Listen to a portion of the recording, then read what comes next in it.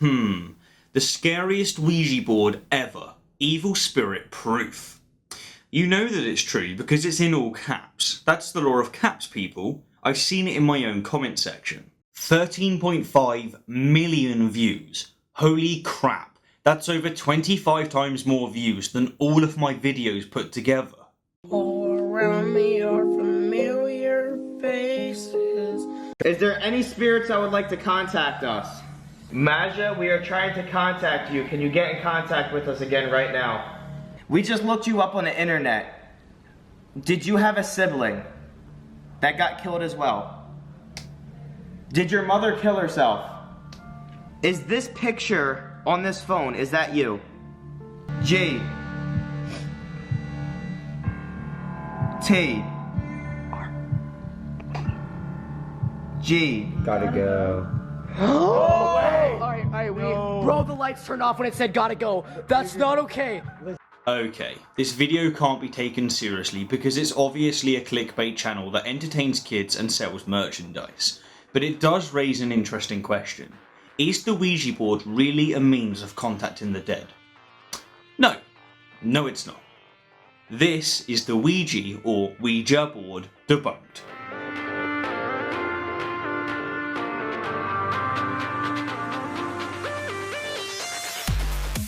In 1891, the American lawyer and inventor Ouija Board began advertising his Ouija, the wonderful talking board, describing it as a magical device that answers questions about the past, present and future with marvellous accuracy, and asserted that it was a link between the known and the unknown, the material and the immaterial. Since then, and particularly since World War I, it's been viewed predominantly as a means of contacting spirits, and if you're unlucky, violent demons that want to possess you. In fact, countless Christian authorities sternly warn against its use because of this reason. For example, BibleKnowledge.com asserts that even just one time with this demonic device could break your protective hedge with the Lord and allow a demon to come after you. BibleInfo.com asserts that Ouija boards, seances, the occult and witchcraft are all tools that fallen angels, also known as demons, try to use to deceive you.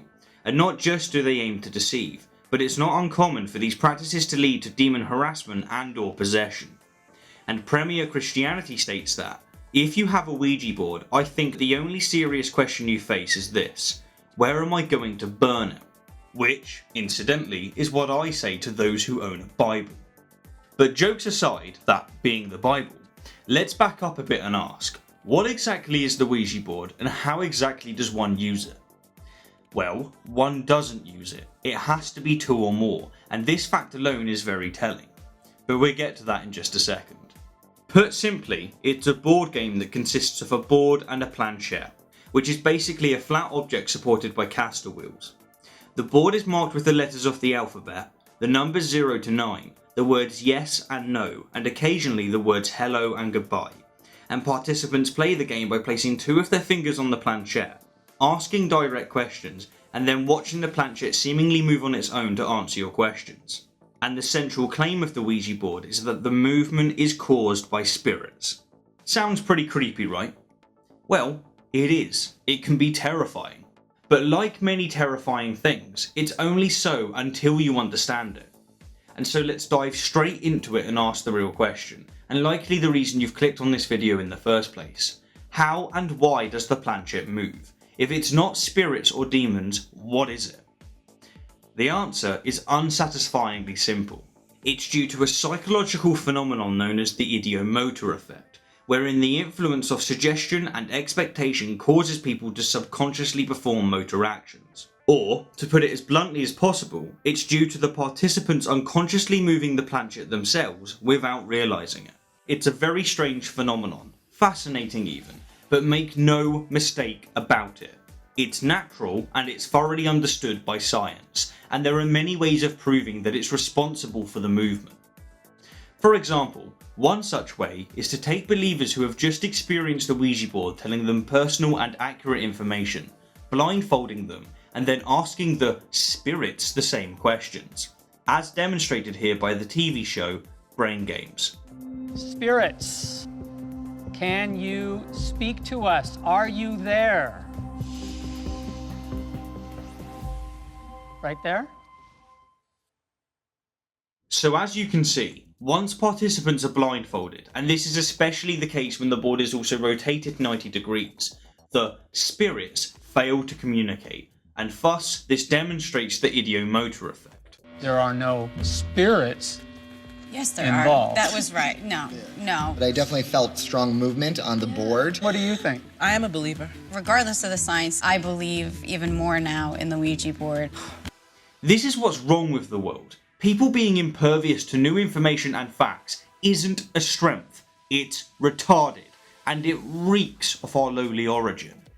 Now, some psychics have responded to the blindfold experiment by asserting that the spirits need our eyes in order to use the board, which, of course, is an ad hoc cop-out that attempts to render the assertion unfalsifiable.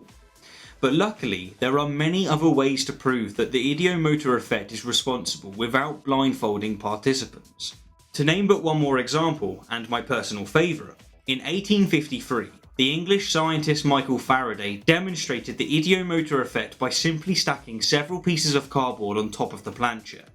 His reasoning was that if the spirits were truly moving the planchette, that is, if the assertion that the planchette's movement is caused by spirits is true, then the layers of card would be dragged behind the direction of movement, like this. But if the movement was coming from the participants, that is, if the ideomotor effect was responsible, then the layers of card would initiate the direction of movement, like this. And as it turns out, it's the latter. The ideomotor effect is responsible. Now once again, many psychics have responded to this experiment by changing their central claim from the spirits move the planchette to the spirits cause the participants to move the planchette, which, again, is more ad hoc crap. But skeptics have nevertheless responded to this nonsense in numerous ways.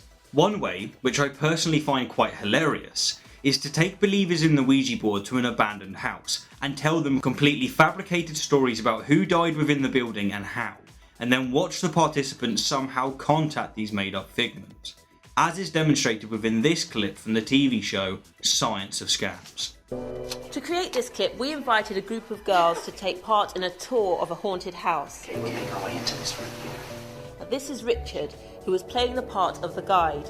Richard made up a haunted history of the building, which he told to the girls as he showed them around. By the time the girls were ready for the Ouija board, they were convinced that the property was haunted and were expecting something to happen. This expectation helps their subconscious generate the movement. Weird, huh? It's almost like suggestibility is the cause, isn't it? Now yet again, psychics have responded to such experiments by asserting that once we try to test the spirits deliberately start messing with us, such as pretending that they are the made up spirits we've just been told about, which is a pathetic ad hoc response, deserving nothing more than ridicule. These people are simply playing hide the ball, doing whatever they can to make their belief unfalsifiable, and thus impossible to prove false. They're not interested in truth, they're enemies of it.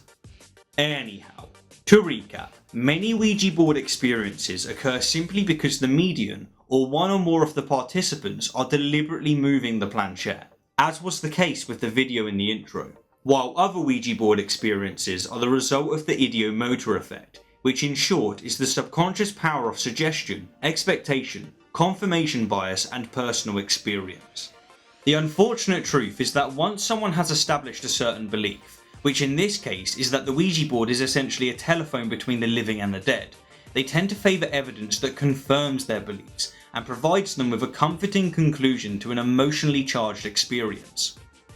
Don't get me wrong, these people aren't impervious to evidence, but when evidence is presented that crushes their beliefs and their reaction is this, Regardless of the science, I believe even more now in the Ouija board. Then I don't know what to recommend. It's unfortunate, but we simply didn't evolve to be rational beings, and statements such as this embody this fact.